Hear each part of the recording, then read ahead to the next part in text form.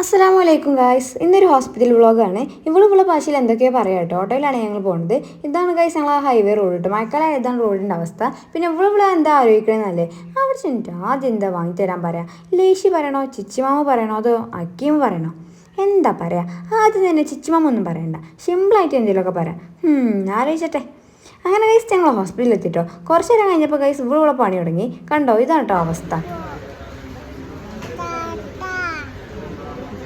അങ്ങനെ ഓൾക്ക് വേണ്ടതൊക്കെ വാങ്ങിക്കൊടുത്തണം. ഓളൊന്ന് ഹാപ്പി ആക്കിട്ടോ. ഓൾക്ക് പിന്നെ ബലൂൺ കിട്ടിയ പിന്നെ നടങ്ങി നിൽക്കും. ഓള് പോപ്കോണൊക്കെ തന്നിങ്ങനെ ഇരിക്കുക കേട്ടോ. അപ്പോൾ ഉണ്ട് ഗൈസ് നല്ല മഴ കണ്ടിരുന്നപ്പോൾ ഉമ്മ സ്കാനിങ് ആയിട്ട് ഉള്ളിൽ കയറിയിരുന്നു കേട്ടോ.